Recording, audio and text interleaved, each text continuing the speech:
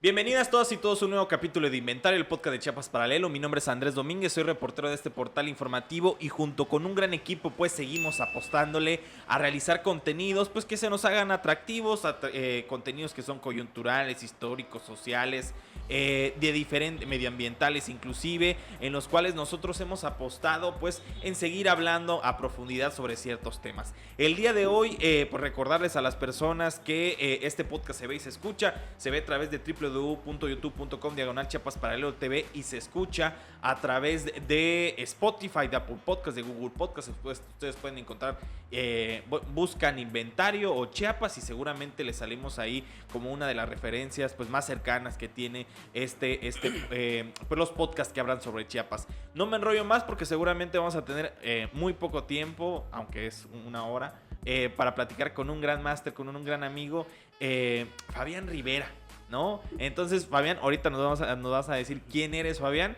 pero primero preguntarte, Fabián, ¿cómo estás el día de hoy?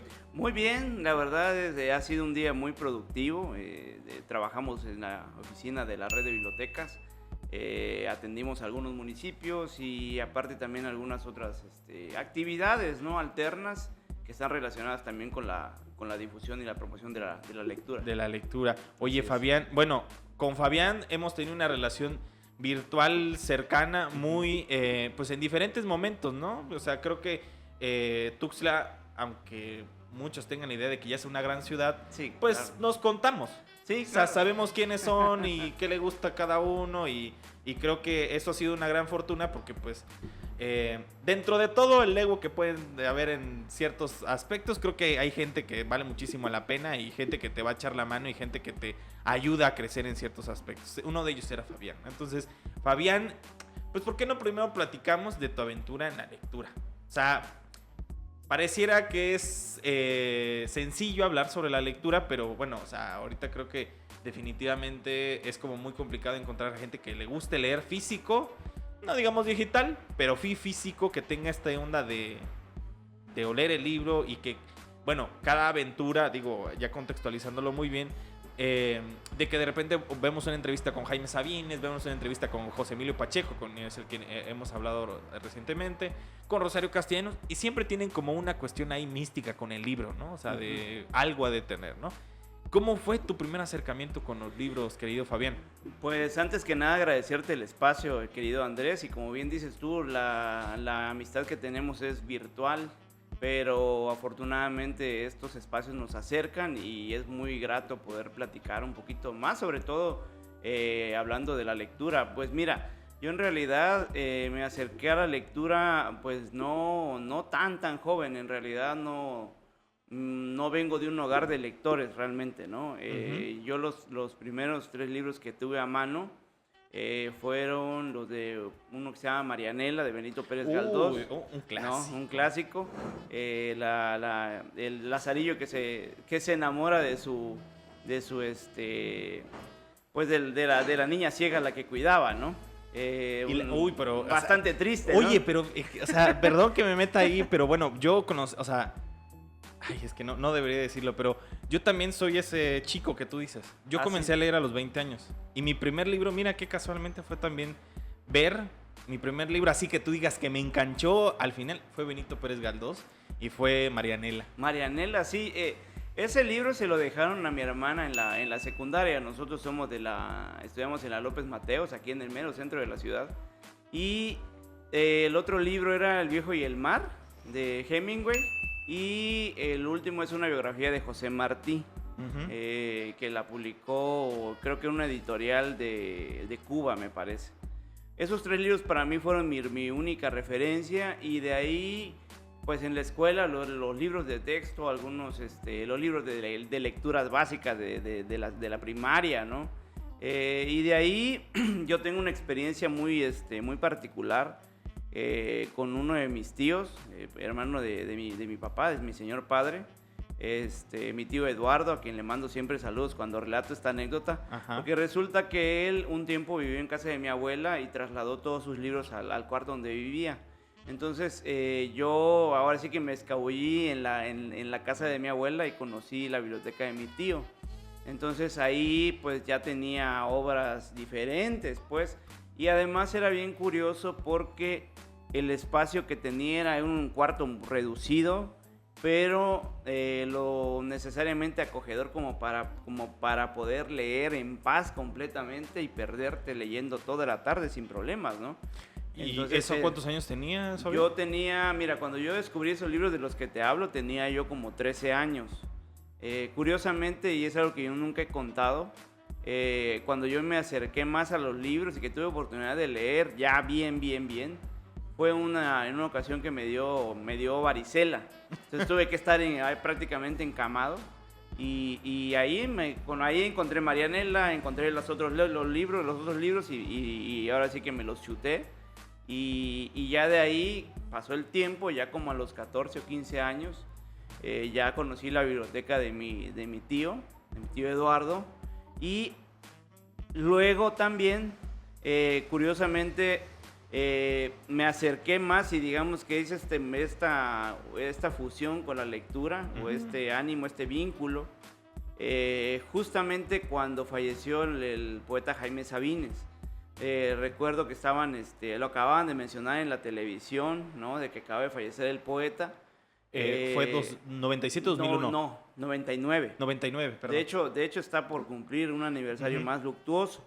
Porque, perdón, Sí, ya no cuando nos estamos viendo, porque fallece 3 días después o 3 días antes de su cumpleaños. 6. 6 días antes de Fallece el 19 de marzo, creo, del 99. Y él nació el 25 de marzo de 1926, me parece. Ahorita corroboramos. Ahorita lo corroboramos, ¿no? Claro. Pero bueno, es prácticamente fue en el mismo mes, ¿no? Entonces, ahí en esa biblioteca de mi tío yo encontré un libro de Carlos Monsiváis que se llama Uno es el poeta. Jaime Sabines ante sus críticos, así se llama. Es un libro que publicó la Secretaría de Educación Pública y el CONACULTA, que todavía se estaba formando. Pero sí, o sea, era ya una visión diferente del poeta, porque hasta eso te puedo decir que yo ahí conocí los primeros textos de Sabines, pero no había accedido a su obra.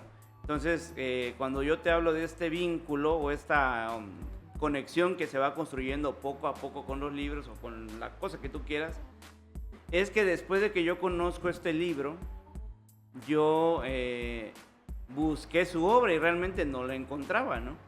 Entonces, curiosamente, en un local que está a 2 cuadras de la casa de mi mamá, que es donde yo viví mis primeros años. ¿En qué barrio? En el barrio de La Lomita. De La Lomita. Que le pusieron Las Canoitas, pero no es el de Las Canoitas, el original es La Lomita. A 2 cuadras de la casa de mi mamá, a quien también le mando un saludo. Hay que saludar a toda la familia. Claro. Pusieron una librería, curiosamente. Una librería que duró muy poquito. Y ahí había un libro de Jaime Sabines, El recuento de poemas, que fue muy famoso, de Joaquín Mortis. Del editorial, ¿no? Editorial, sí. El editor Joaquín Mortis. Que de hecho es el único que puede distribuir y publicar la obra de Jaime Sabines. Tiene derecho de exclusividad con su obra. Entonces, ¿eso no lo sabía? Sí. Y ahí es donde yo, así con mucho esfuerzo y con el esfuerzo el esfuerzo de la época, logré juntar 150 pesos, que es lo que me costó el libro. Y ahí lo tengo todavía. Es el primer libro que yo compré con mi propio dinero. ¿Cuántos años tenías? Tenía yo ya 16 años. No, déjate tú de eso. Bueno, yo acercándome y ahí verme reflejado, bueno, decirles al auditorio también, yo leí a los 20 años. Tengo 27 años, me veo más viejo, pero yo te podría decir que el primer libro que leí por gusto fue Marianela también. Sí. Y fue porque coincidencias de la vida, creo que mi hermana tenía ese libro y mi hermana se llama Mareni. Entonces yo dije, Mareni, Marianela. Un sonido, yo dije, ¿no? algo ha de tener ahí. Y yo dije, pues, chance se lo compró. No sé. Sí, mira, yo creo que lo más importante, y como bien decías tú antes de iniciar la plática, los autores que tienen una relación como mística con los libros, los libros tienen esa particularidad. Digo, ya cuando yo, ya ahora a mis 38 años, he explorado el libro como oficio en diferentes aristas. Ujú. Una de las cosas que a mí me pasa, por ejemplo, de repente cuando yo presto un libro o lo llego a vender en alguna ocasión, que si el libro va, yo digo, y eso te lo digo ya por experiencia, si el libro quiere estar contigo, va a regresar, ¿no? Entonces, pero en el caso del acercamiento a la literatura, a los libros, tiene que darse de forma natural. No puedes imponer nada. Hay gente, y lo he visto porque también tengo experiencia como docente, que se preocupa mucho por esta idea de que quieren que los niños lean ya a tal velocidad a cierta edad, y realmente no es que no se pueda, sino que lo ideal con los libros y con el arte en general, creo yo, es que sea lo más natural posible, aunque suene muy hipster si tú quieres, pero que fluya, ¿no? Claro. Que fluya para que se haya este encuentro, y a partir de este encuentro se haga un vínculo emocional real con el objeto libro. Claro. Por eso, porque, por ejemplo, en tu caso, ¿no? Tú me dices, yo empecé a leer a los 20 años, ¿no? O sea, no tiene nada de malo, yo empecé a los 14. Y hay gente que, o sea, por ejemplo, hay escritores que han empezado a hacer su obra después de los 50 años. O sea, realmente... Bueno, si nos vamos a ese aspecto, bueno, Jorge Luis Borges es un gran ejemplo, ¿no? O sea, el tema de Jorge Luis Borges diciendo que él dice que leyó muy pocos libros en toda su vida, pero los leyó bien.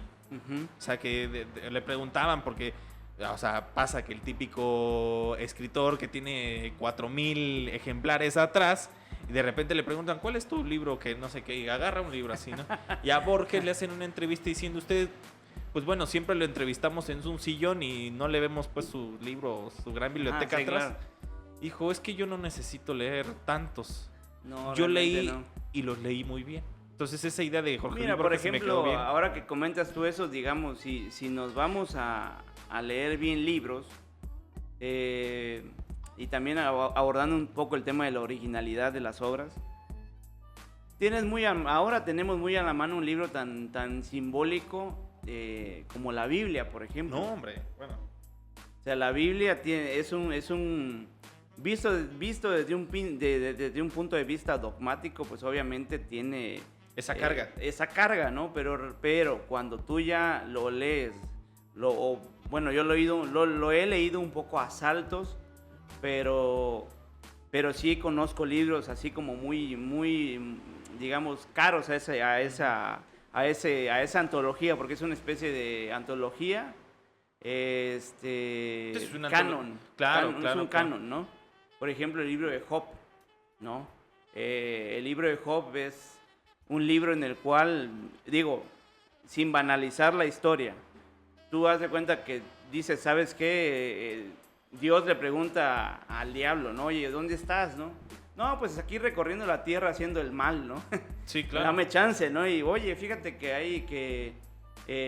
hay uno de tus hijos, le dice el diablo a Dios, que le está yendo demasiado bien, ¿no? Oye, pues, me das chance de meterle un calambre, ¿no?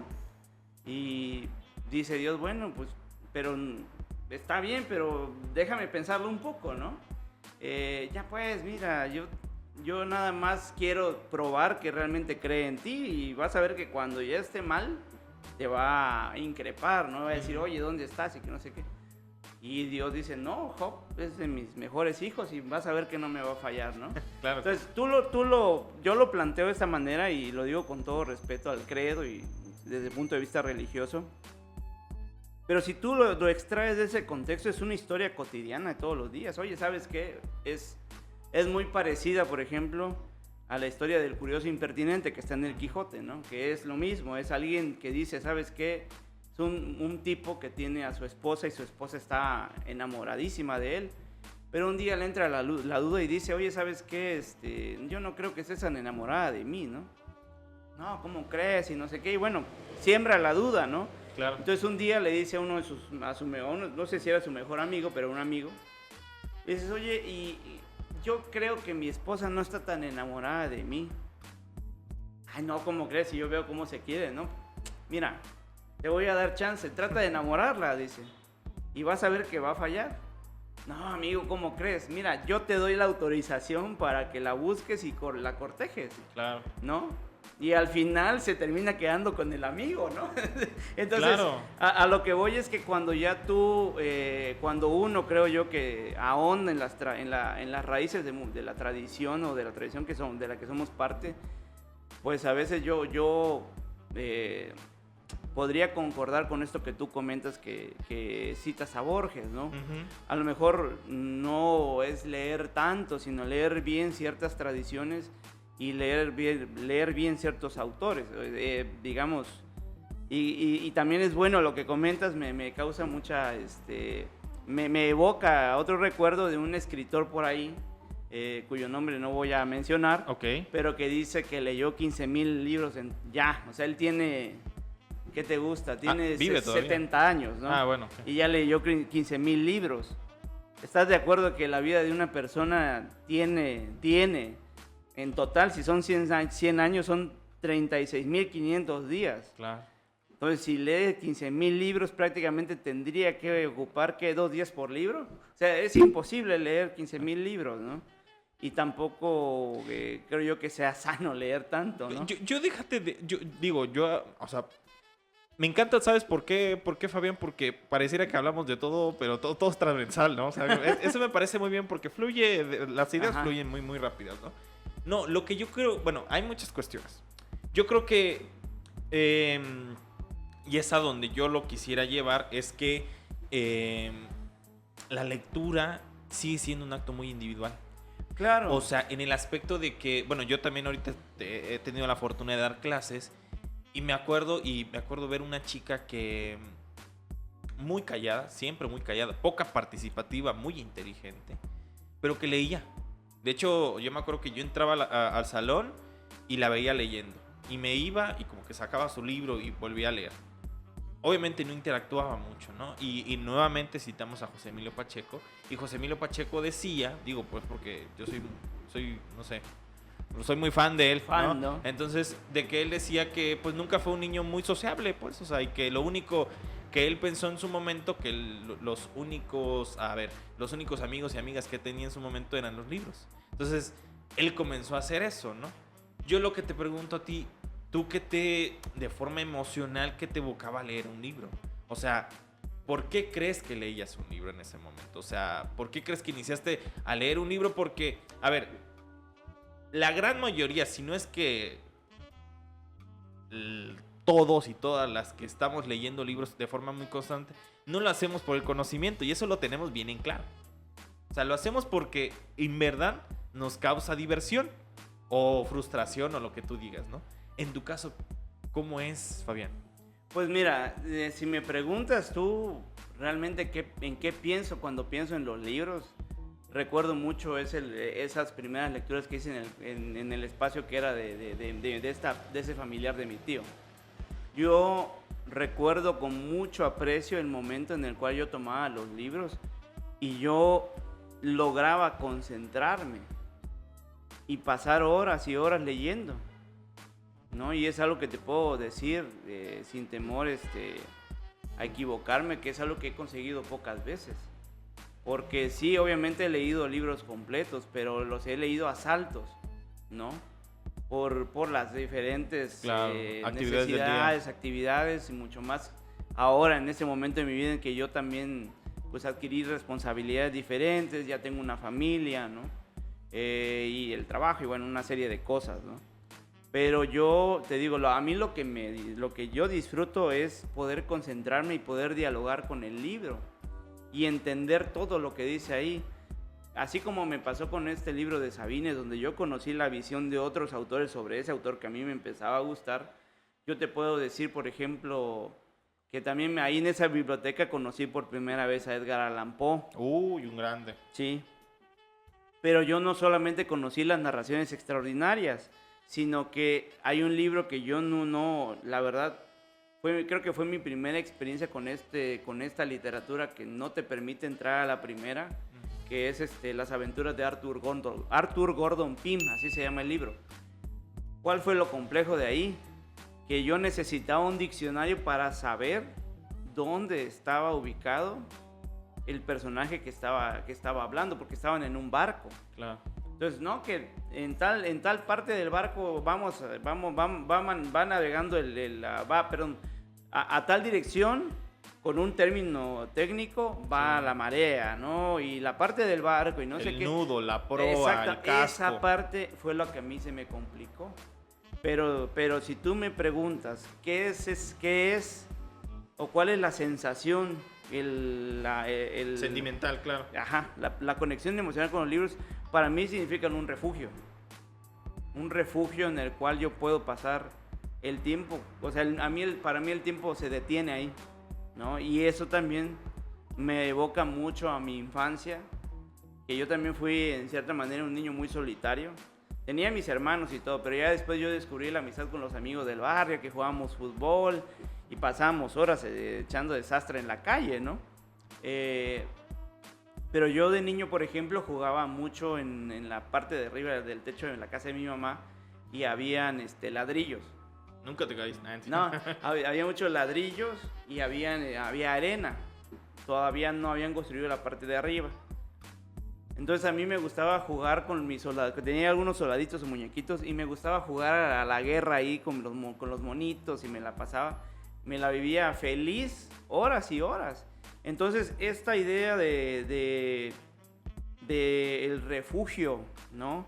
Del sentimiento de acogida, de algo que te da como paz interior, eso es en sí lo que a mí me llama la atención de los libros, ¿no? Esa es la parte que a mí me nutre en realidad. Más allá de la cuestión de decir yo leí 500 libros, eso a mí no me funciona. Yo prefiero, sobre esta línea, yo prefiero leer o conocer 10 libros, 15 libros bien leídos, pero en sí la esencia del acto de leer para mí es esa. Y es algo que no voy a cambiar. No. Pues bueno, ¿te parece si hacemos el primer corte, Sí, queridísimo claro. Fabián? Claro. Yo cerraría, digo, porque vamos a pasar a otro término de que, bueno, o sea, de que también el tema de la lectura parece que para la gente es muy pretenciosa, ¿no? O sea, de que de repente te dicen, no, pues tienes que leer esto para entender esto, ¿no? Y yo creo que es un acto más hasta de humildad, ¿no? Porque yo recuerdo, de forma muy puntual, las premisas muy cortas son las que más me han quedado en la mente, ¿no? Claro. Hablando de Benito Pérez Galdós, creo que tiene un libro que es fantástico que se llama Doña Perfecta, no sé si lo has leído, ¿no? Sí, lo tengo. Esta idea de cómo una señora muy adinerada que vivía sola, de repente comienza a celar a su criada, en este aspecto a quien le ayudaba en la casa, porque tenía un chavo y ella decía, es que él no te quiere bien, y cómo ella pasa de una actitud protectora a una actitud de celos. Uh-huh. Eso está muy buenísimo. Sí, claro. A cambio, de repente, yo he encontrado compañeros y compañeras que me dicen, ¿has leído Ulises de James Joyce? No, o sea, que Ulises de James Joyce de repente ha sido como el libro que muy pocos han entendido, porque pues es un librazo, ¿no? Pero dice, pues tú no puedes entender eso. O sea, este ego que seguramente tú también sabes, este ego de decir, es que yo ya leí un libro imposible, ¿no? Entonces, pero bueno, terminamos con eso y vamos a seguir avanzando. Sí, con no, otros mira, realmente el Ulises sí es un libro muy complejo, pero cuando uno ya aborda el tema, por ejemplo, del fomento de la lectura, la promoción de la lectura, uno tiene que combatir contra esos paradigmas de decir, ¿sabes qué? Si no lees el Ulises, no conoces de literatura. Si no lees el Quijote, prácticamente no sabes. O sea, no, realmente creo yo que, repito, el ámbito de la humanidad es muy amplio. Y como bien puede ser que a alguien no le convenza leer, pero sí puede ser un muy buen científico, por ejemplo. Claro. O un muy buen matemático, pero realmente está entrando a otro tipo de lenguaje. No, pero eso no lo hace menos, el hecho de no leer incluso. Por ahí está un libro de Juan Domingo Argüelles que habla acerca de eso, ¿no? ¿Qué pasa con la gente a la que no le gusta leer? ¿Cómo le hace uno, no?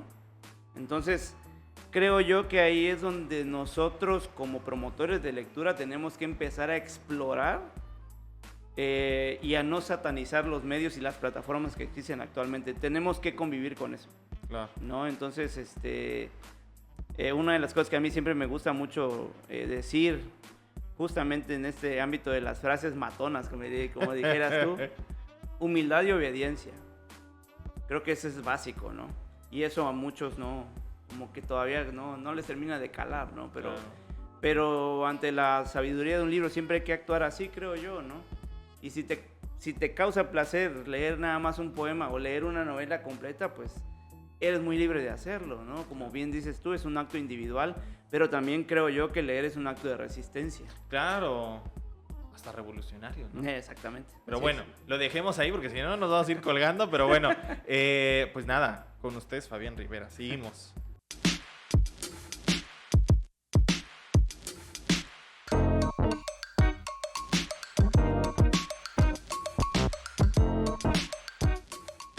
Y regresamos en esta segunda parte hablando con Fabián Rivera, pues un lector asiduo, ¿no? Eso creo que es a la conclusión que llegamos.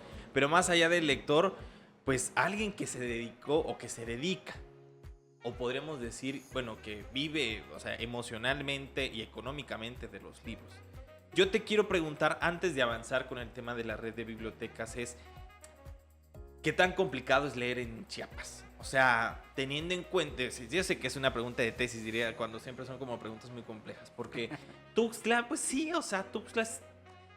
Hablamos de la señora Rosario, ¿no? Que antes de iniciar, esta señora épica, digo, para la gente que no lo ubica, es una señora que se hizo muy famosa porque siempre tuvo una librería, Sí, ¿no? así es. Por décadas, o sea, décadas, ¿no? Pero siempre, pues por es la capital al final de cuentas. Yo creo que un gran boom, aparte de Porrúa, que se situó por mucho tiempo en la Avenida Central y que ya cambió ahorita de domicilio. Bueno, la librería José Emilio Pacheco, pues cambia también otro paradigma. Pero bueno, San Cristóbal también podríamos decir, bueno, otra cuna, ¿no? De estas segundas manos, como le decimos nosotros. Los libros de segundas manos, ya lo leí, lo voy a vender y alguien lo va a volver a agarrar. Pero Tuxtla, San Cristóbal, pues bueno, se cuecen aparte. Pues tenemos 123 municipios. Digo, sin meterte tanto en el tema gubernamental, ¿qué tan fácil es acceder a un libro en una comunidad como en San Andrés Larraín? No, claro. O sea, te pregunto, que seguramente tú en algún momento has llegado a ese tope, queridísimo Fabián. Sí, mira, yo creo que una de los temas torales en cuanto a la distribución y difusión del libro es el costo, realmente. Y creo yo que no, y no es algo fuera de lo común. Yo creo que incluso en la lógica pues de la visión en la que está el gobierno últimamente, ¿no? De que pues hay cosas que no pueden dejarse de lado u omitirse para, digamos, ¿a qué voy? ¿En qué sentido voy? Por Ajá. ejemplo, no hay las personas, y eso aquí en Chiapas y yo creo que en muchas partes de México, no van a dejar de comer por comprarse un libro, Claro. ¿no? A eso iba, ¿no? Yo creo que la accesibilidad del libro como tal es lo que muchas veces no permite la distribución de los libros, ¿no? Pero cuando ya uno lo entiende desde la lógica del libro como mercado, como sistema económico, entiende muchas cosas. ¿Por qué? Obviamente, cuando yo te decía de que conozco el libro desde muchos puntos de vista, es porque no solamente, bueno, actualmente estoy en la red de bibliotecas del Coneculta Chiapas, que distribuye libros a 404 bibliotecas a nivel estatal, sino también tengo experiencia como editor de libros y tengo experiencia como vendedor de libros y también como escritor. O sea, te puedo hablar del libro desde muchas aristas, ¿no? Pero si nos vamos desde el punto de vista editorial, realmente los materiales, por ejemplo, ahora han subido mucho de precio y no te permiten a ti ofrecer un producto libro muy accesible realmente. Cuando se genera un proyecto desde cero, prácticamente todo el material y toda la hechura pues es algo oneroso realmente, sí, ¿no? Pero ahí es donde entran otras alternativas, por ejemplo, como el mercado de segunda mano, que ahí uno tiene que saber mediar para conocer a sus clientes, ¿no? En la lógica de la venta de libros, ¿no? Tienes que permitir que los libros sean muy accesibles, tienes que hacer ofertas constantemente, tienes que dialogar con las personas. Y yo sí te puedo decir con conocimiento de causa que Tuxtla sí es una ciudad que lee. Definitivamente. Muchas veces, y yo te lo puedo decir por experiencia, incluso cuando yo inicié con el proyecto de la librería me decían, oye, una señora, me acuerdo, hablando de anécdotas, me encanta esa anécdota porque esa señora llegó, me vio, yo tenía 2 estantes y una mesita llena de libros y me dice, oye, oiga, Lick, ¿no? Joven, como me haya dicho, ¿no? Uh-huh. ¿Por qué está usted haciendo esto? Le digo, ¿cómo de qué? Sí, o sea, malgastando su vida en este tipo de cosas. Me dice, ¿por qué? O sea, habiendo, no sé, posibilidades de vender otra cosa, ¿por qué vende libros? Si aquí en Tuxtla la gente no lee. Vende usted pozol. Sí, prácticamente, ¿no? Mire, dice, ¿sabe qué? Mire, si en algún momento usted necesita dinero para poder sacar adelante su renta, o incluso si necesita usted comer, ¿no? Hábleme, yo presto dinero, me dice, pero no malgaste su vida en esto. ¿Tiene usted familia? No sé, ¿es que es usted un hombre de familia? Pues sí, tengo mi esposa y mi hija. Ah, pues dígale a su mujer que lo haga entrar en razón. Aquí la gente no lee, me dice. No, es una cosa muy, muy curiosa que a mí siempre me gusta contar, porque hablas justamente de este ánimo, ¿no? De decir, la gente no lee. La gente sí lee, definitivamente. Lo que pasa es que muchas veces nos quedamos con nada más verlos leyendo el objeto libro, pero el ámbito de la lectura es muy amplio, ¿no? Si te das cuenta cuántos mensajes podemos leer en WhatsApp, Claro. ¿no? Cuántas cosas podemos leer en un post, ¿no? En las redes sociales, las noticias, nosotros que estamos bueno, tú que estás más inmerso en el ámbito periodístico. Obviamente, si tú lo ves desde el punto de vista de los municipios que no tienen tanto acceso, nosotros, por ejemplo, como red de bibliotecas, uh-huh. Ya hablando desde un ámbito gubernamental, siempre nos acuerpamos, y eso sigue siendo así, con el apoyo de los ayuntamientos. O sea, nosotros dependemos mucho de la voluntad del ayuntamiento para poder implementar nuestra tarea como bibliotecas, ¿no?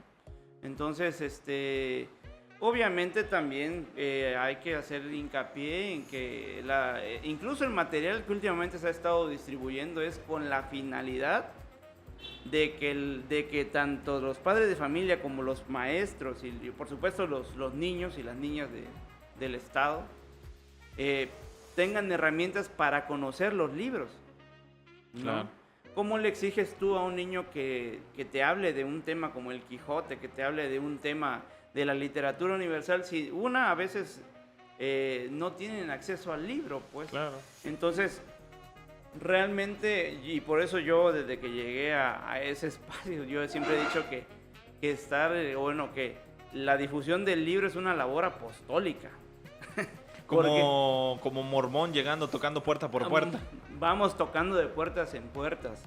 Realmente es esa, ¿no? Pero creo yo que es algo que no se puede dejar de hacer. No se puede dejar de hacer. Y no te puedes desangelar a la primera tampoco, de decir, como la anécdota que te decía la señora, no, es que ella me dijo que aquí la gente no lee. Tienes que hacerlo. Si tú realmente lo tienes la intención de lograr algo, lo tienes que hacer. Si no, mejor no lo hagas. Claro. Entonces, en el caso del acceso al libro en estos espacios donde hay una marginalidad uh-huh. evidente, por supuesto que nosotros tenemos la tarea de acudir a esos lugares en la medida de nuestras posibilidades.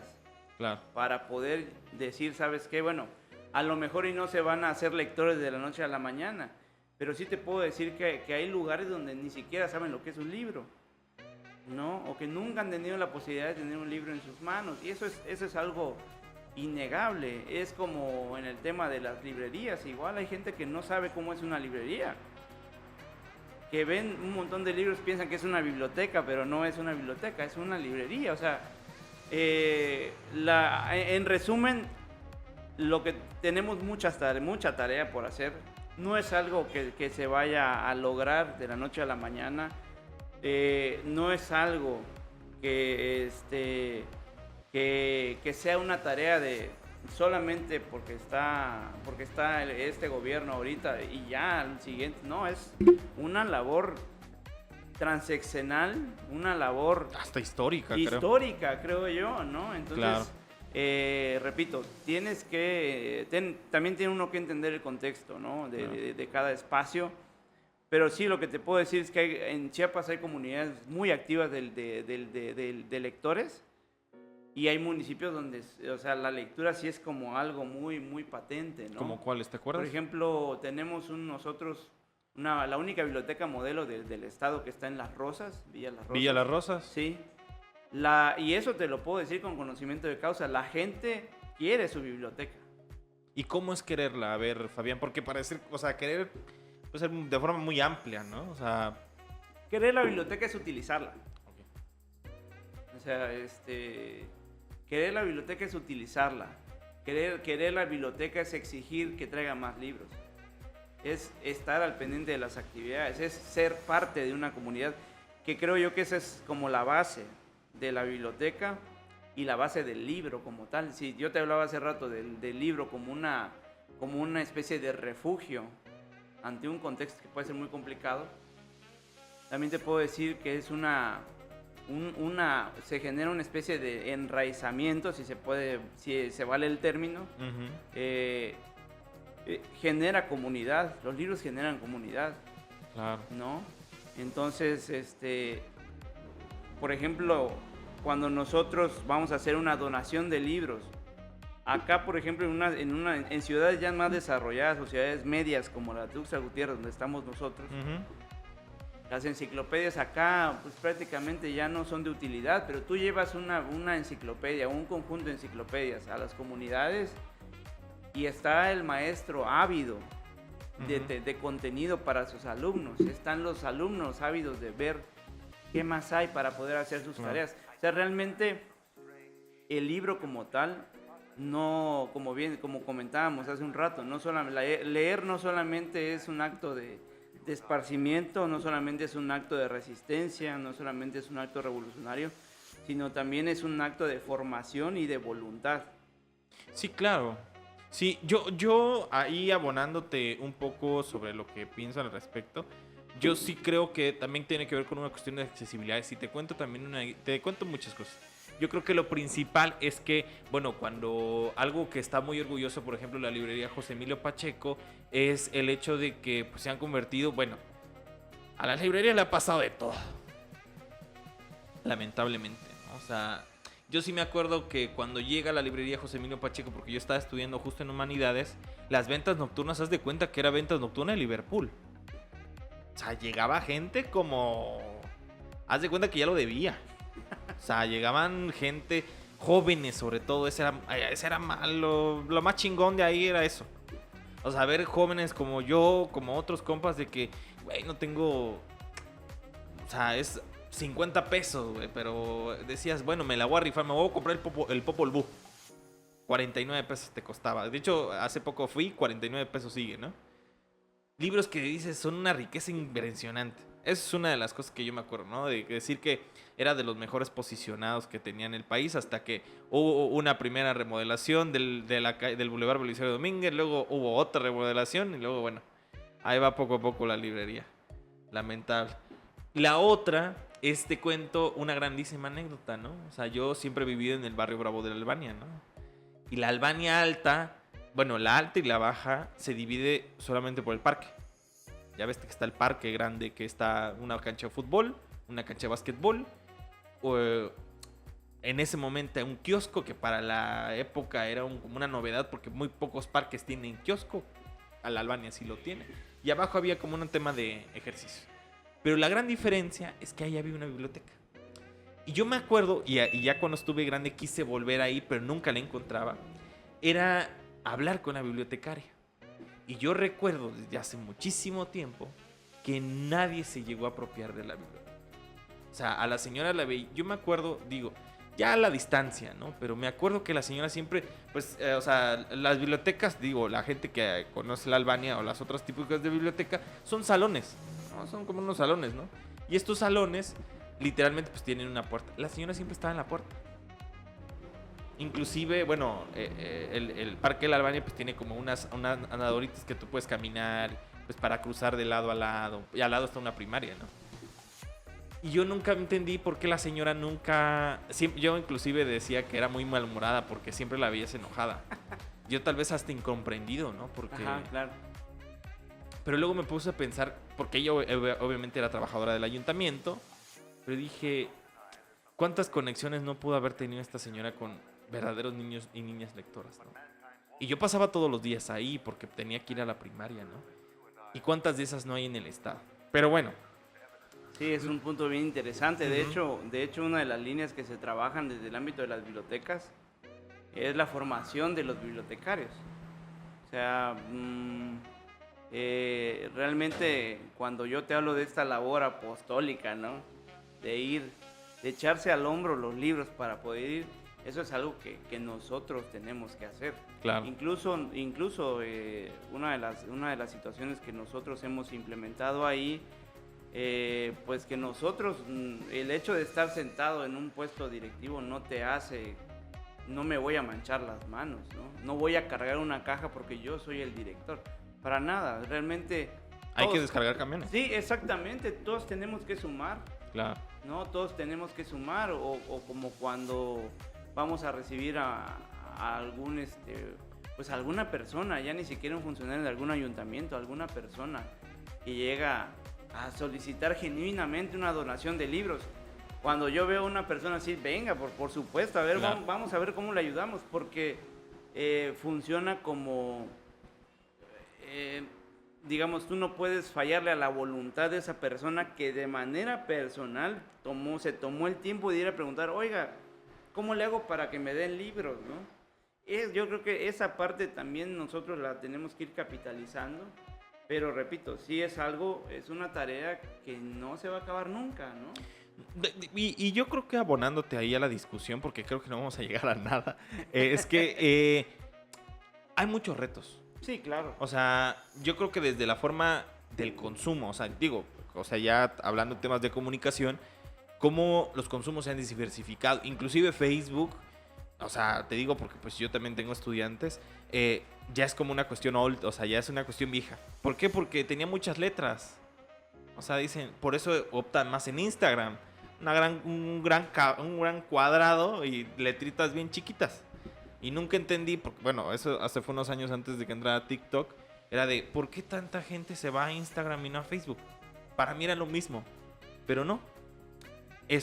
A mí me tocó la televisión y el gran boom de la televisión. O sea, decías, bueno, te vas a echar, no sé, el que tú me digas, o sea, Edipo Rey, que es un librazo, dicho sea de paso, ¿no? O sea, un librazo. O te vas a echar un capítulo completo de la Liga de la Justicia o Malcolm en el medio. Ah, claro. Decías, bueno, vamos equilibrando. Yo sí creo, ya abonándote ahí, creo que no ha habido como esa sensibilidad. O sea, yo creo que estamos tan acostumbrados de que el acto individual se vuelva generalizado que nunca hemos llegado a comprender cómo se tiene que hacer.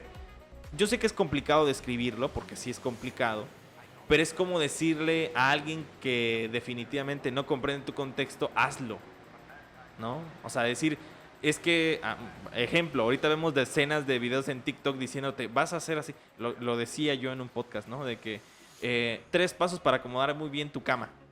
Y está el paso 1, paso 2 y paso 3. Y lo veía y nunca pude.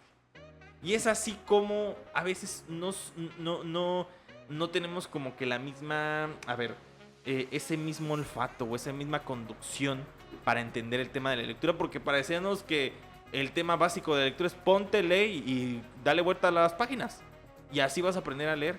De hecho, algo que yo te voy a decir es que me ha acercado a otras personas ya con mucha más edad avanzada más que yo, que de repente me dicen, no, pues si quieres leer libros, léelos literalmente me dicen, tú pasa tu ojo y no lo razones, que dicen que es como una técnica para leer de forma más rápida. O sea, tú lee porque ahí estás haciendo 2 procesos. Me contaba un doctor, ¿no? De que el primer proceso es que lo estás leyendo en tu mente, luego que lo estás procesando. Entonces, ese procesamiento hace que estés alentando tu proceso y no comprendas muy bien o al final de cuentas no captes toda la atención.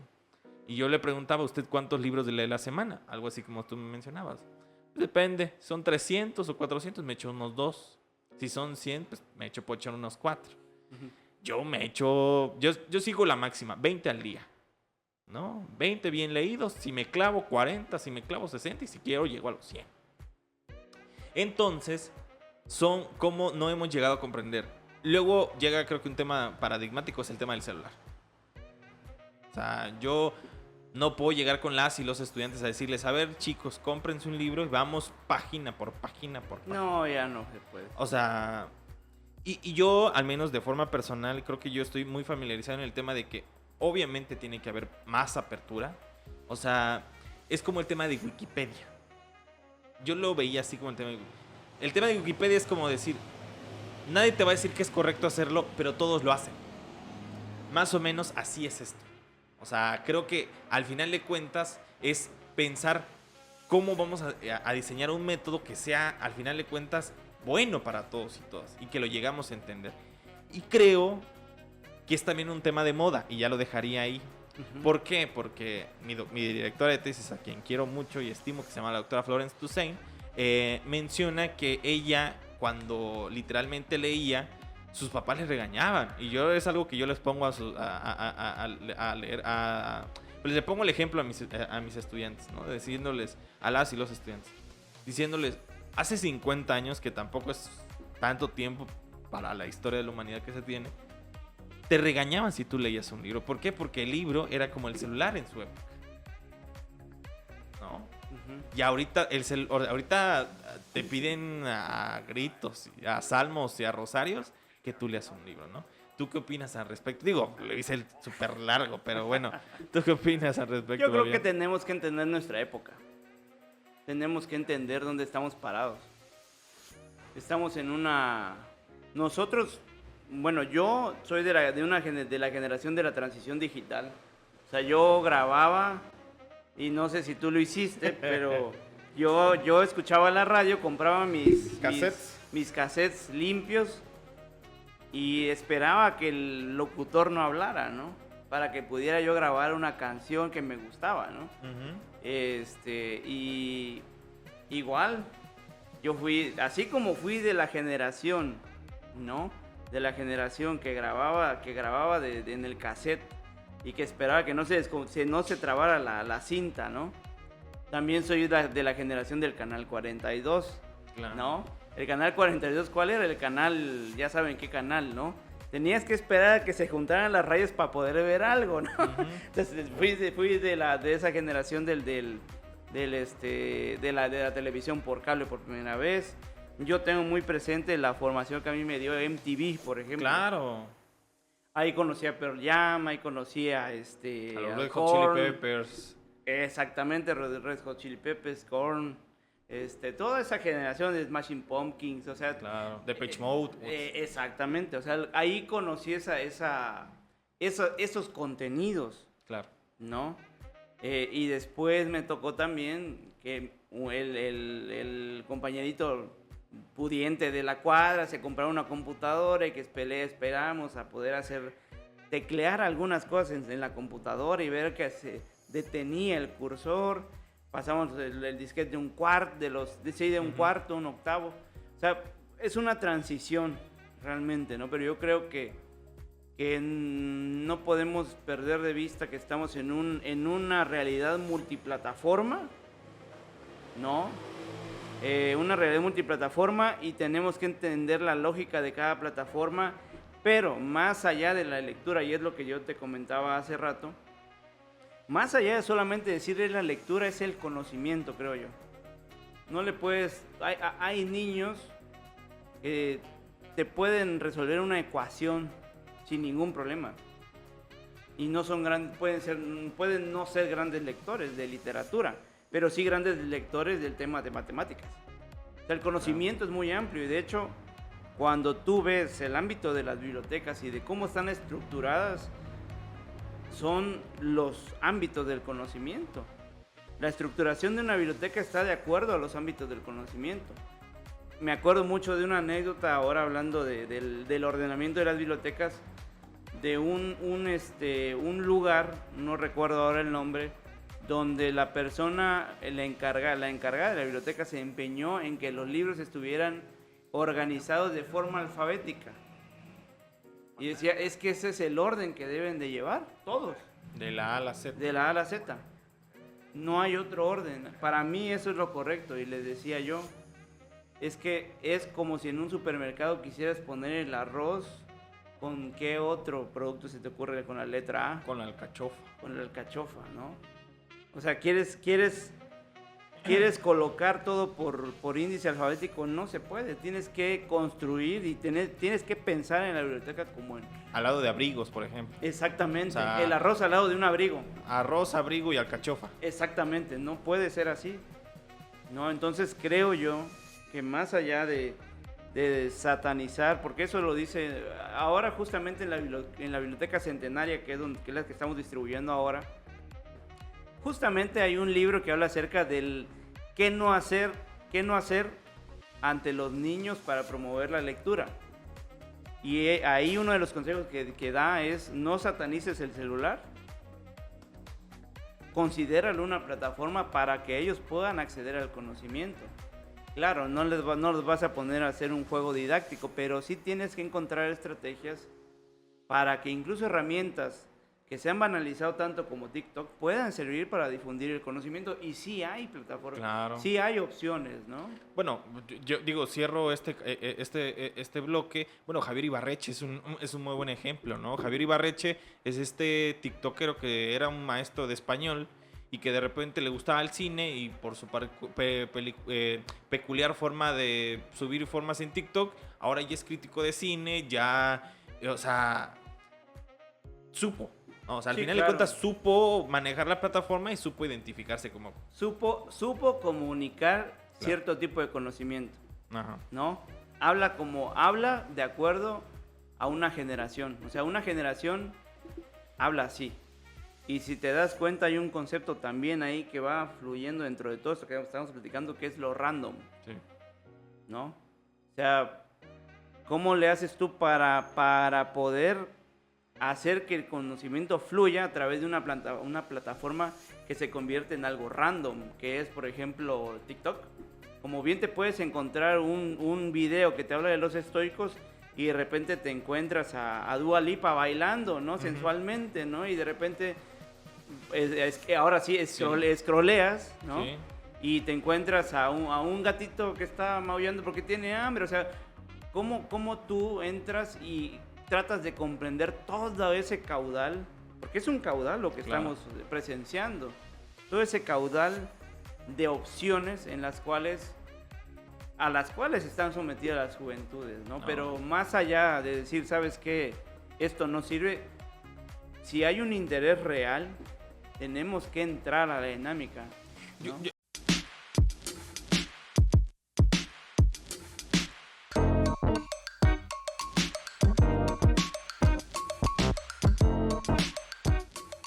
La muerte del anterior medio, ¿no? De que llegó la radio y supuestamente se iba a morir la tele y nunca se murió. Llegó la tele y no, llegó el celular y dijeron que se iba a morir la tele y no se ha muerto del todo, ¿no? Llegaron bueno, en ese momento pues el periódico, los libros, todos así pasado, ¿no? Pero un suceso muy importante es el tema del libro, porque creo que el tema de la discusión del libro es aparte, ¿no? De decir, bueno, se popularizó mucho el tema hace como unos 5 o 10 años tal vez, el tema de los libros digitales, ¿no? De que la gente decía, bueno, no puedes comprarte, y se comprende, o sea, un libro que solamente se distribuye en España, pues lo buscas claro. en Amazon, en Mercado Libre, y lo encuentras. Pero también inclusive, o sea, este mercado negro o esta facilidad de que de repente ponías, no sé, colocabas las batallas en el desierto, José Emilio Pacheco, y ya podías leer gratuitamente, ¿no?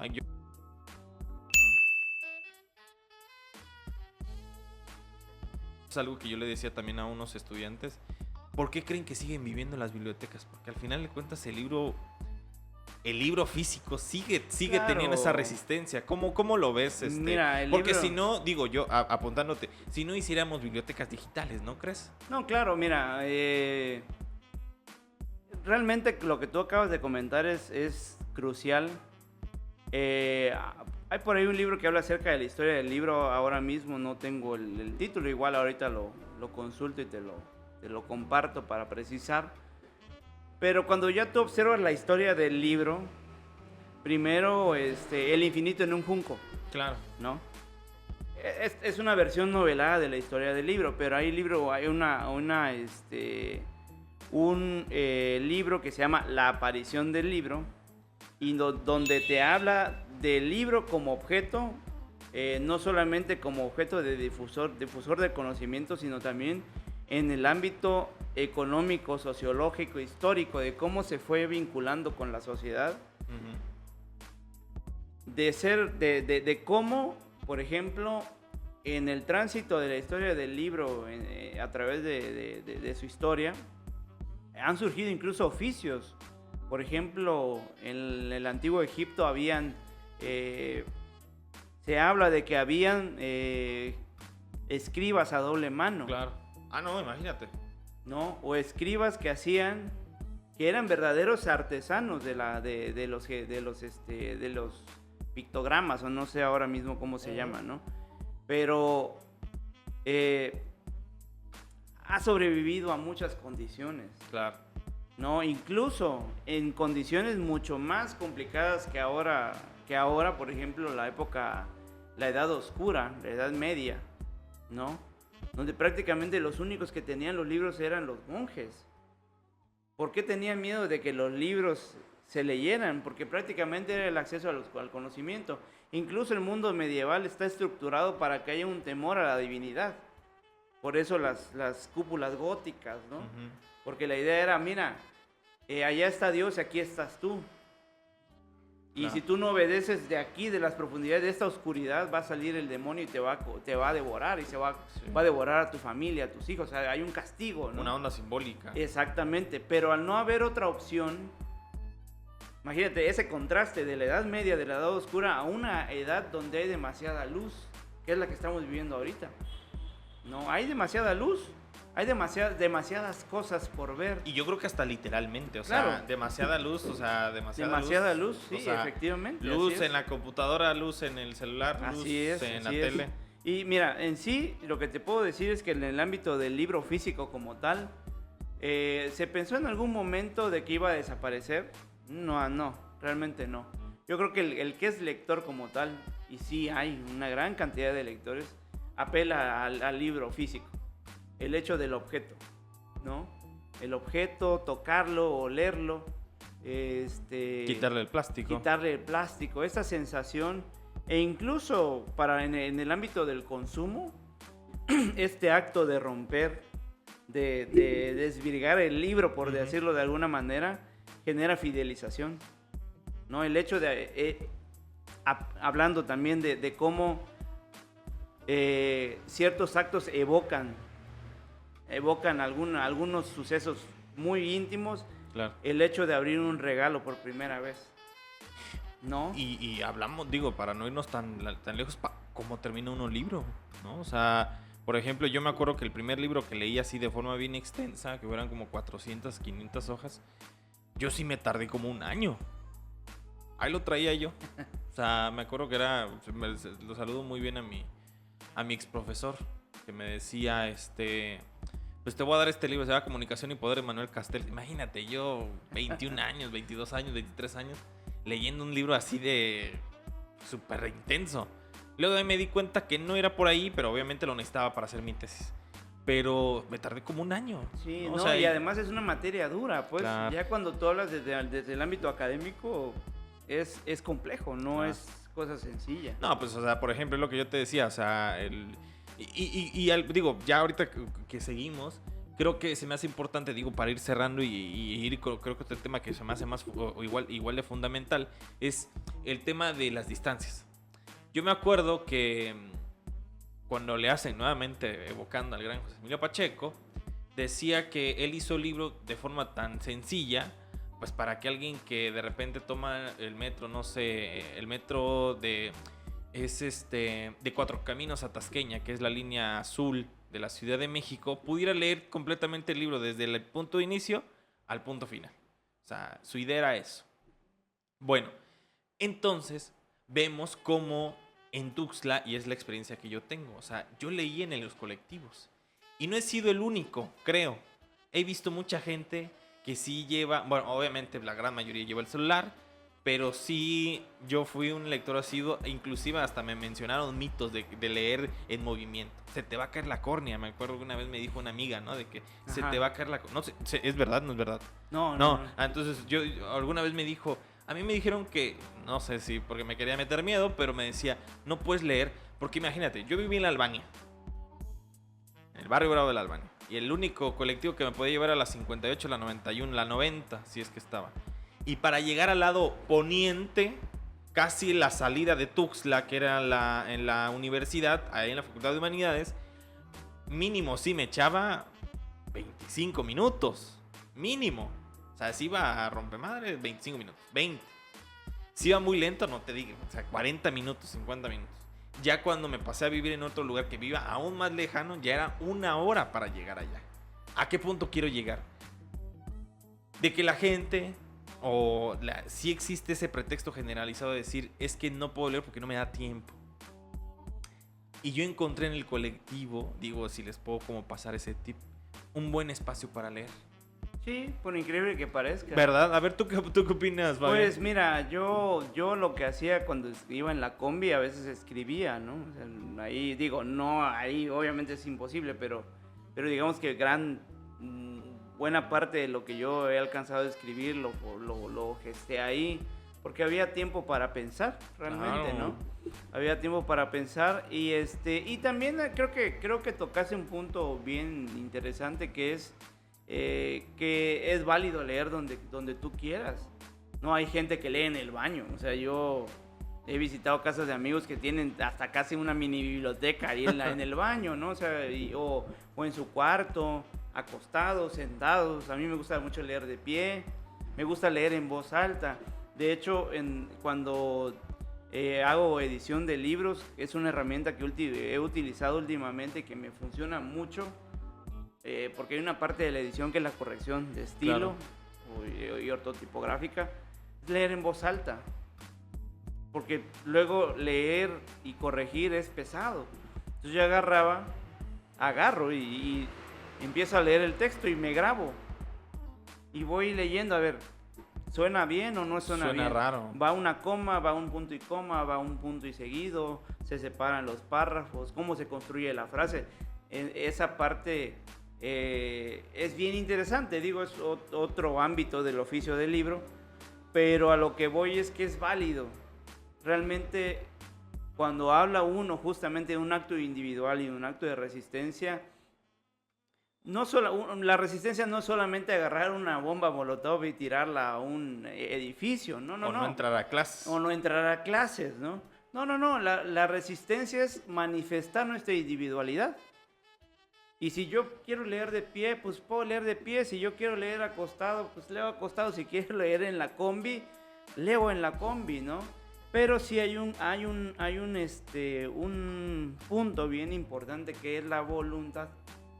No, se pueden implementar los programas y generar las estrategias que tú quieras. Hasta regalar los grandes clásicos que claro, yo seguramente tú puedes, yo una vez me acuerdo que me cayó en las manos una colección de la Biblioteca Centenaria, una reimpresión de la Biblioteca Centenaria de José Vasconcelos. Uy, ¿no? Que originalmente se editó en el 22, porque en ese año, ya después de concluido el periodo revolucionario, pues vino un periodo de reconstrucción del país. sí, claro. Me sé esa anécdota, de hecho. Entonces, Vasconcelos creó la Secretaría de Educación Pública, obviamente. Creó la UNAM. La UNAM, bueno. El asunto es que creó la biblioteca porque él decía que necesitábamos acceder, o sea, imagínate, hace 100 años ya se pensaba en eso, ¿no? Y todavía la tarea continúa. Pero lo que voy con esta anécdota es que yo recuerdo una vez haber recibido uno de esos libros, una colección casi completa de esos libros, que eran una reimpresión de esos del 22, y una persona llegó a adquirirlos, ¿no? Me dice, lo que pasa es que esto me recuerda mucho cuando yo viví en la Ciudad de México, y estos libros los vendían creo que como a 50 centavos o los regalaban en las esquinas de los semáforos. Los regalaban por bolsas. porque no había manera de distribuirlos, ¿no? E incluso ya quedaban ahí abandonados, ¿no? Entonces, yo quiero adquirir esos libros porque me recuerdo una época muy bonita de mi vida, Claro. que es cuando viví en la Ciudad de México, y recuerdo mucho esos semáforos, ¿no? Que te vendían de todo, ¿no? Entonces, creo yo que, que es muy válido leer donde uno quiera, a la hora que uno quiera, pero sí, la parte de la voluntad sí es bien importante, Sí. ¿no? Por ejemplo, bueno, o sea, se me va el tiempo y tengo como 3 o 4 preguntas ahí en la mente, pero yo sí quiero orillar con este tema, bien puntual. Justo con el tema de José Vasconcelos, y nuevamente regresamos otra vez a José Emilio Pacheco. José Vasconcelos sí tenía esta idea de regalar libros y de que pensó, creo que la palabra que nuevamente retoma José Emilio Pacheco es dispersión. Él decía que, justo cuenta esa anécdota con Ignacio Solares, cuando le dan el honoris causa en la UNAM, de repente dice, es que, pues obviamente era un régimen militar, o sea, del 22, estaba próximo a Lázaro Cárdenas, le decían los militares, ¿para qué van a querer libros? Regálales armas. O sea, decía que los militares en ese momento, que no me acuerdo quién era el presidente, era, a ver, ¿para qué les van a servir eso? En un momento donde lo importante era, no sé, comer o seguir la revolución, ¿no? Uh-huh. Pero decía José Emilio Pacheco que lo importante era la dispersión, porque menciona que en la biblioteca que él vivía en Campeche, que creo que sí, creo que es Campeche o Quintana Roo, no me acuerdo de dónde es él, creo que de Campeche. Decía que uno de esos libros que comenzó a dispersar José Emilio José Vasconcelos estaba en la biblioteca de su abuelo. Y que casualmente ese libro que tal vez su abuelo no leyó, y que su abuela no leyó, y que su mamá no leyó, y que su papá no leyó, él sí lo leyó. Y ese libro le cambió la vida. Es lo que mencionaba, ¿no? Es que tal vez la idea de esta inmediatez de ya ahorita que comiencen a leer es una idea muy... es como lo que se hace famoso ahorita de que ya haces tu página, quieres que la rompa y que quieres volverte famoso inmediatamente, ¿no? De que esta idea de que entre más likes es porque eres más famoso, más contable, ¿no? Pero no nos damos cuenta que también hay que trascender en ese aspecto. Y digo, ya retomándolo y regresando en ese aspecto, Ajá. yo sí te quisiera preguntar, ¿qué onda con Libros Tuxtla? Te pregunto eso porque, bueno, a Libros Tuxtla le ha pasado de todo, ¿no? Uh-huh. O sea, me parece impresionante la cantidad de cosas que le ha pasado y que tú sigues ahí en resistencia con otros compañeros y compañeras que también valen muchísimo la pena y buscando otros medios. Primero cuéntanos cómo surgió esta idea y digo, para que la gente se entere qué le ha pasado o qué no le ha pasado. Sí, claro. Mira, yo cuando te hablo de los libros y de mi vinculación emocional con ellos es porque para mí, así como te dije que es un refugio, para mí también han sido una tabla de salvación. Y he aprendido a entenderlos más allá del conocimiento que albergan. Para mí son como mis, ¿cómo se podría decir? Son como hasta como mis nahuales, creo yo. ¿No? Son como mis espíritus protectores, ¿no? Porque aprendí a conocerlos y a quererlos y a entenderlos justamente cuando llegué a un momento de mucha necesidad personal. Yo un tiempo me quedé sin trabajo y dicen por ahí que el blues, ¿no? Hablando de otro tema que está un poco lejano, pero creo que representa mucho eso que te voy a decir. El blues realmente se hace cuando te toca, cuando estás consumiéndote por dentro, ¿no? Que estás viviendo algo muy crucial para ti y toca realmente a la fibra de la vida como tal. Claro. Yo recuerdo esa época de mi vida haber tocado esa fibra. ¿En qué momento creo yo que me di cuenta que me tenía que desprender de los libros? Que fue así como inicié el negocio. En una ocasión en la cual mi hija, que está, que ahora ya va a ser 10 años. Ya, bueno, vale. Yo me resistía a vender mis libros, pero no tenía otra opción.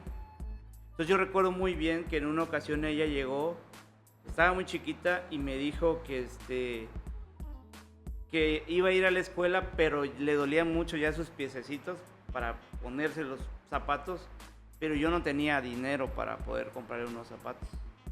Entonces fue cuando yo dije, a ver, tengo que hacer algo. O sea, estoy sin trabajo, comprometí mi tiempo con otra persona que me dio trabajo y a la mera ni me pagó, ni me hizo, o sea, quedé muy mal. Y no solamente eso, emocionalmente quedé muy mal también. Es que así son esos episodios, ¿no? Sí. O sea, son episodios, digo, ahí aprovechándote y dándote como que ese minuto de aire, son espacios que parece que se te viene el mundo económico, emocional. Sí, pero no sé. Mira, yo creo que es ya cuando, primero creo que es una etapa, son etapas en las cuales pues sí sientes mucha rabia, ¿no? Mucho coraje, tratas como de entender por qué está sucediendo, pero conforme pasa el tiempo te das cuenta que son lecciones que necesitas.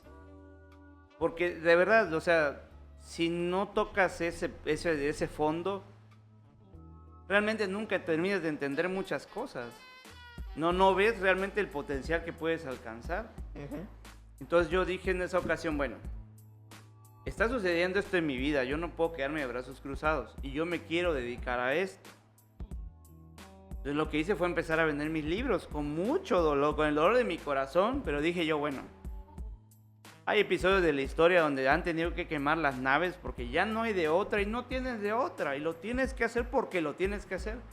Entonces yo sabía que tenía libros, que había gente que los quería comprar. Yo conocía y sigo conociendo a gente que colecciona ciertos libros. Como cualquier hobby, ¿no? Oye, amigo, fíjate que estoy vendiendo el Vértebras de Joaquín Vázquez Aguilar, que es un libro que ya no se consigue. Ay, pero ¿cuánto estás pidiendo? No sé, 1,000 pesos. Ay, tráemelo. 1,000 pesos para mí era una parte de mi renta, mi comida, y poco a poco. Bueno, y desprenderte también de ello, ¿no? Desprenderme. Pero ahí es donde va eso que te comento yo, que te comentaba. Los libros regresan. Ahí una de las grandes lecciones que yo entendí con los libros es aprender a soltar, ¿no? Sueltas el libro, lo dejas ir, dejas que se vaya, ahí va a regresar. Si realmente sí, como el amor. Exactamente, si realmente va a ser tuyo, va a regresar, ¿no? Claro. Entonces, yo tuve que vender mis libros, me tuve que desprender de ellos y ya fue que en una ocasión yo en tu casa. Gracias. La casa siempre tenía un local, pero yo nunca lo di a rentar ni nada, me resistí mucho a ello y entonces ya fue que en una ocasión yo jugando, porque así empecé todo esto, jugando un poco, puse mis libros allá afuera y dije, bueno, incluso hay una foto que siempre me la recuerda a Facebook y siempre la vuelvo a publicar, porque me gusta mucho recordar ese momento que yo tomé la foto y dije, así voy a empezar, en un garage. Y el primer proyecto que yo abrí de librería se llama así, Garage 789, librería de barrio. Y yo empecé a vender los libros, pero pues yo empecé a promocionarlos por Facebook. Por Facebook nada más. Digo, para que nos recuerdes qué año. Fue antes de pandemia, en 2019. ¿no? Sí, me acuerdo. Y lo más curioso de todo es que yo nunca me imaginé el impacto que iba a tener.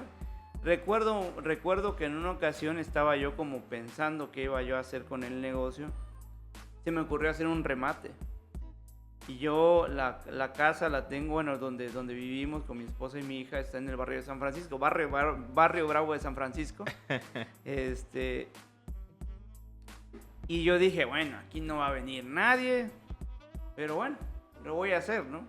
Puse 2 mesas y se llenó. O sea, abrí a las 11 y cerré a las 8 de la noche.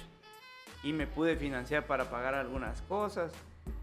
Y bueno, así empecé. Y ya luego viene pandemia. Cuando llega la pandemia, yo todavía mantenía el negocio del garage. Y recuerdo que cuando ya se oficializa la pandemia, que fue hace casi 3 años, un poquito justo en este mes, ¿no? Sí. Me hice una transmisión en vivo. Me acuerdo haber tenido, tal vez no es la gran cosa, pero para hablar de libros, tener, ¿qué te gusta? 1,000 vistas. O sea, yo empecé a hablar de la librería, así, miren, aquí están mis estantes, Yo esto es lo lo que tengo recuerdo. acá. Y así poquito a poco empecé a vender los libros y pues sí, alcancé a tener un muy buen volumen de ventas a través de internet.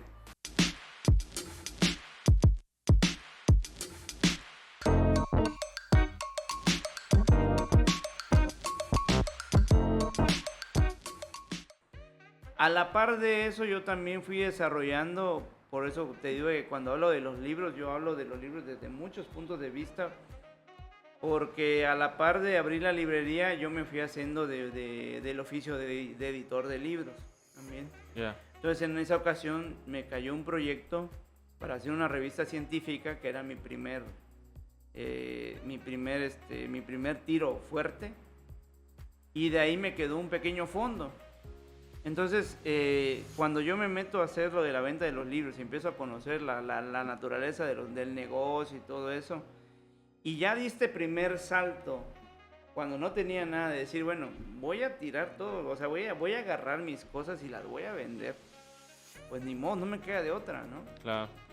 Dije yo, bueno, voy a agarrar este fondo. Yo me quería comprar un escritorio. No sé por qué a mí me fascinan los escritorios los escritorios de escuela, los que son así cuadradotes. Ajá. Con su gaveta. Con su gaveta. A mí me encantan esos escritorios. Entonces yo agarré y dije, voy a comprar un escritorio. Yo ya le había comentado a mi esposa, a Laura. A quien le mandas un a quien le saludo. mando un saludo también, a mi hija Andrea también. Que yo siempre había querido tener un local aquí en el centro. Había visto unas casas por ahí, antiguas y todo. Y aquí puede ser, y aquí puede ser, y aquí puede ser, pero no. Claro. Y ella me decía, hay que ser más prudentes porque pues el dinero no está No, hacia la las rentas mano. que están ¿no? acá adentro, o sea, yo una vez nada más curioseando, le dije, a ver, ¿cuánto está este localito de 4x5 en el pleno Avenida Central? No, que 35,000 pesos. Le dije, ¿al año? No, al mes. Y No, dije, claro. pero No, si es 4x5, o sea, no entran muchas cosas. Pero bueno, Sí, no, entonces yo recuerdo que ahí, cuando yo empecé a buscar el escritorio en Marketplace, ujú, por alguna razón me aparecieron locales. claro. Y yo dije, bueno, había uno justamente donde está la librería hasta el día de hoy.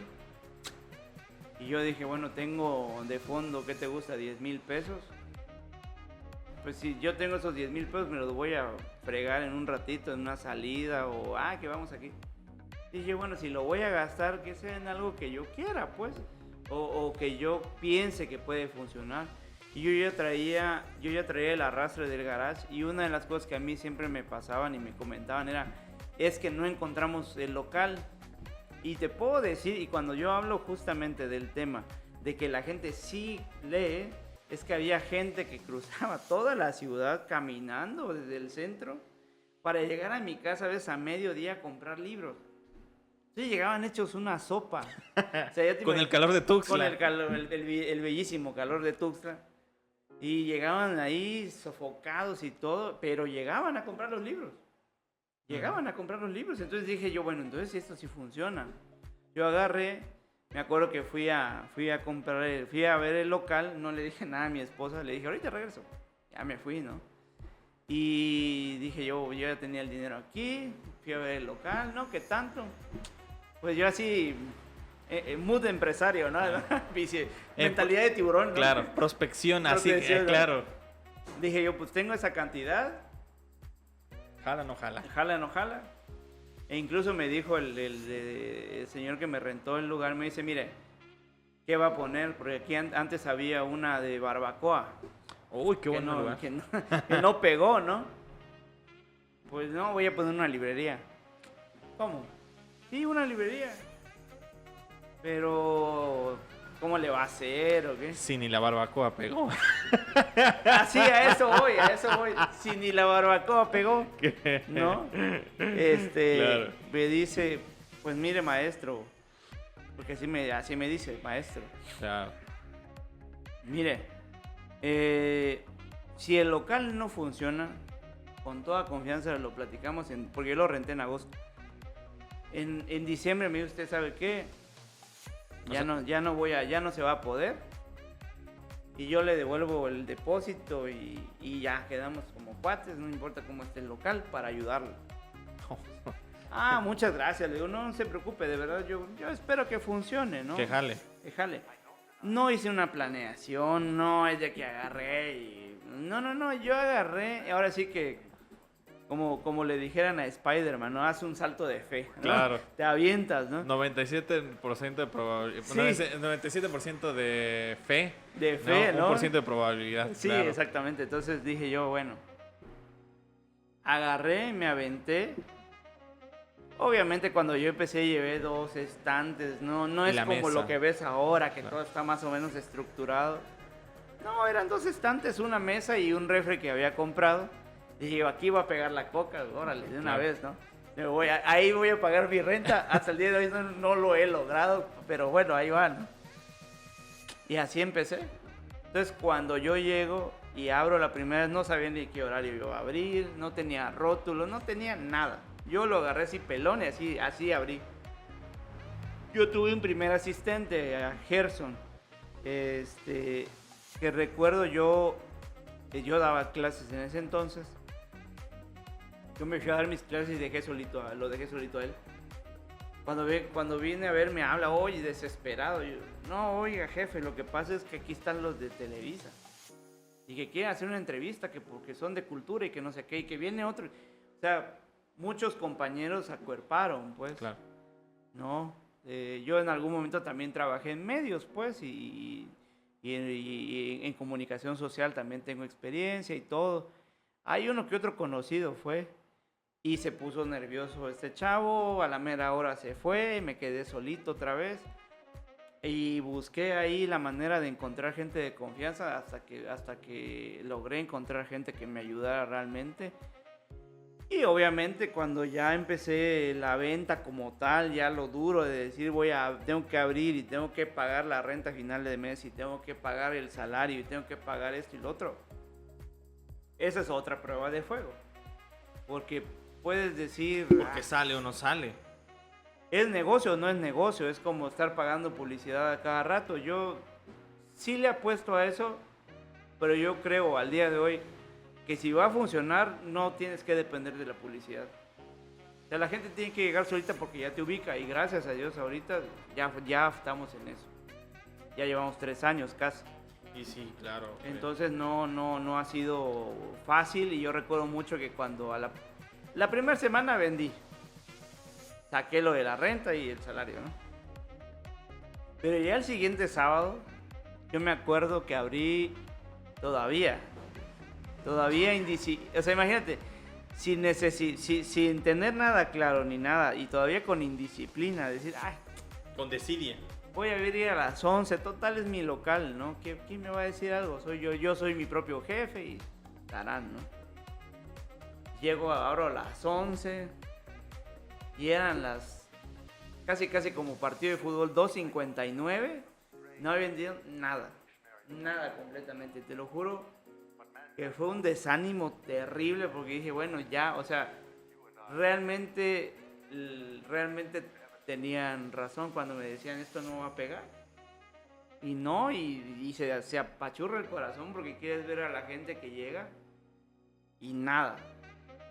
Pero te digo, son cosas que te forman. Porque dices tú, bueno, o sea, lo estás haciendo porque crees, pero también tiene que haber una parte en la cual tienes que ser consciente de que eso va a suceder en algún momento. O sea, no vas a vender todos los días Claro. cantidad, ¿no? Sí, también tiene que ver con un tema de financiamiento, ¿no? O sea, Claro, de que la o sea, gente en diciembre tiene dinero, pero pues también en enero, febrero, pues son los meses más. Mira, el dinero es un tema complicado, pero también es muy aleccionador. ¿En qué sentido, güey? O sea, los números son duros. No hay vuelta atrás. O sale la renta o no sale.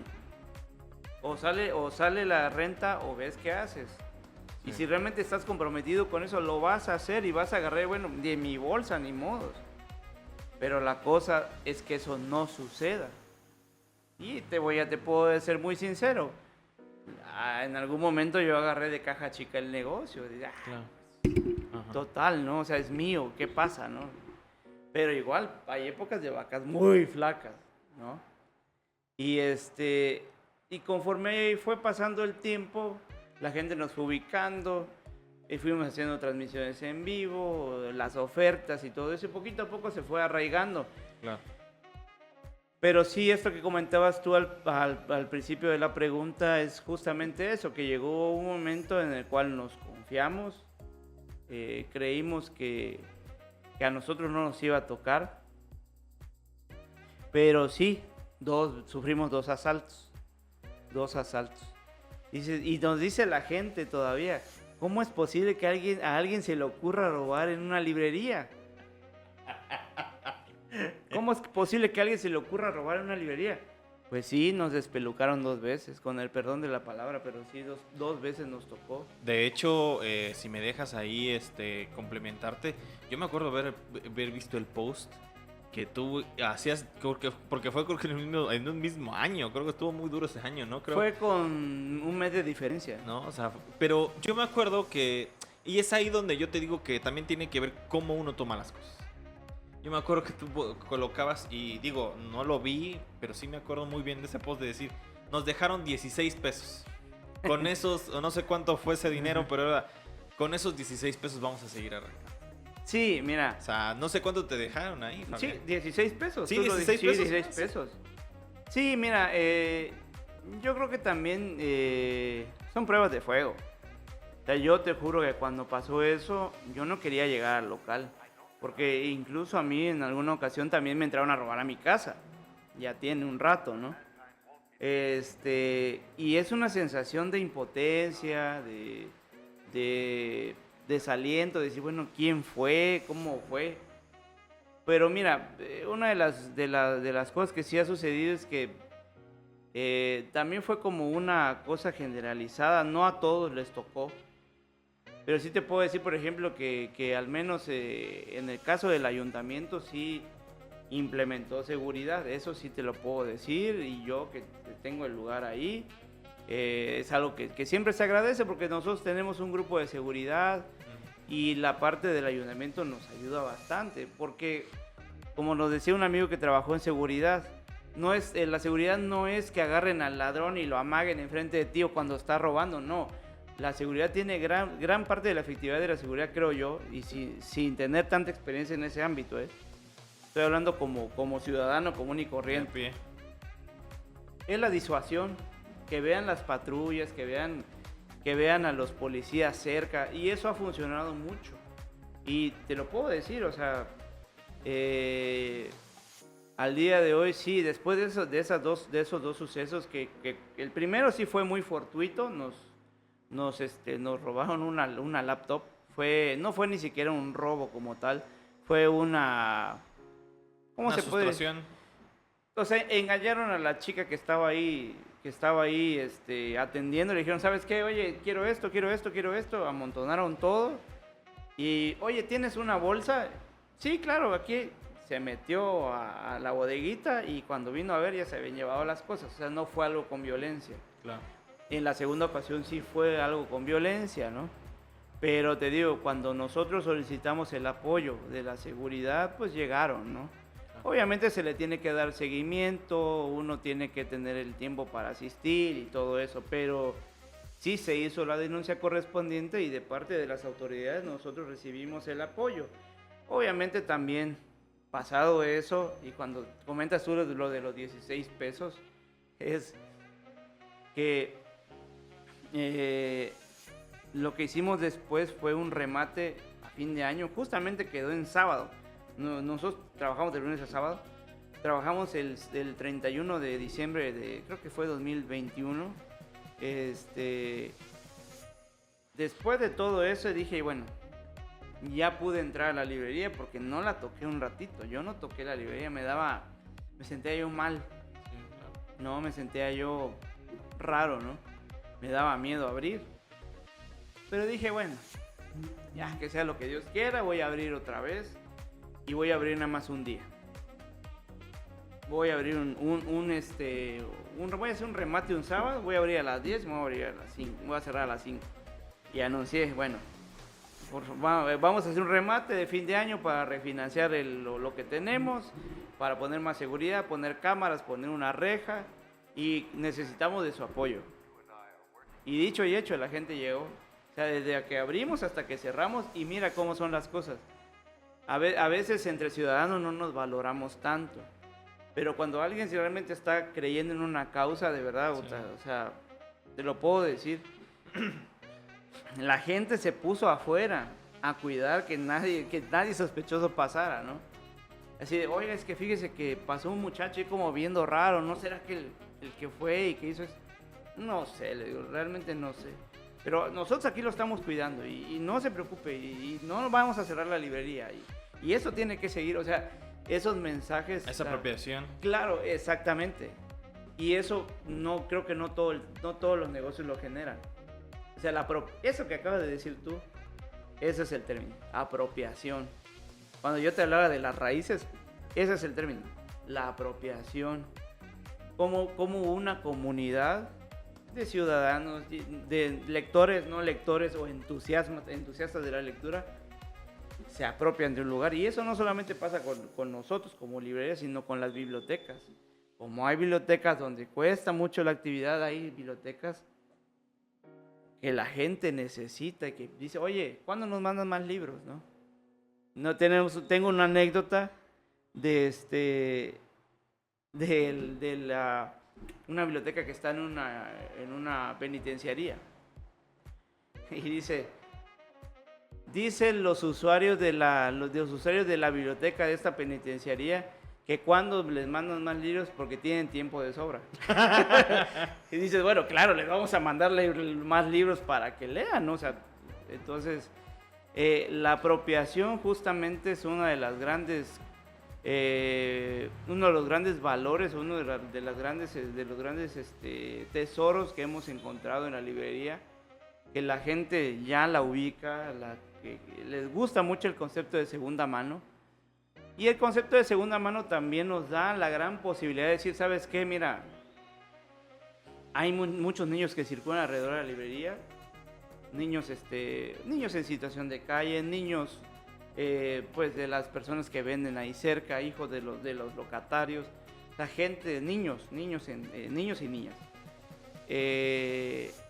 A veces llegan, oye, es que mi papá dice que no compre estas cosas, ¿no? Pero, ¿será que me puedes dar descuento? O sea, ¿cómo tú le dices a un niño que no, pues? Si está comprando un libro, no se está comprando un arma. Claro. O se está comprando algo, una botella de licor o lo que tú quieras. No está comprando un libro.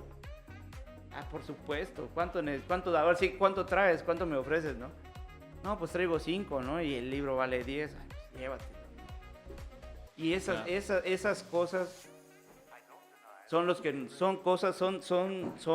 ventajas que nosotros podemos tener, que les podemos ofrecer esa posibilidad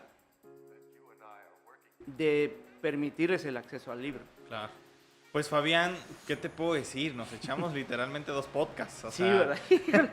O sea,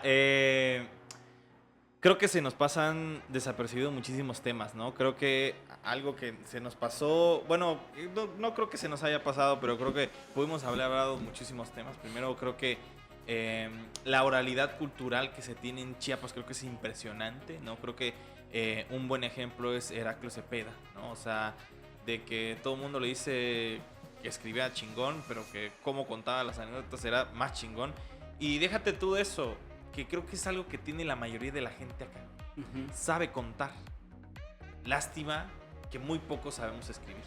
O sea, eso que creo que es como algo bien importante. Se nos va de las manos y sí, no, y yo creo que una de las enormes ventajas que tiene la literatura es que puede ser parte de ella sin necesidad de escribir. Claro. Incluso hay personajes, por ejemplo, hablando de Heraclio Cepeda para ya ir cerrando, yo recuerdo que en una conferencia él dijo que el hombre más inteligente del mundo era de Jesús María Garza Villaflores. De la comunidad Jesús María Garza, que está en Villaflores. En Villaflores. Ah, claro. Ya. El hombre más inteligente del mundo era de Villaflores, decía él. Porque resulta que era un señor que le puso el nombre a las cosas, por ejemplo, a los huesos, a los animales. O sea, nombró el mundo por primera vez. Y la gente asumió que las cosas así se llamaban. O sea, creó un sistema de conocimiento con palabras propias, con palabras locales. O sea, generó un nuevo lenguaje. Generó un lenguaje.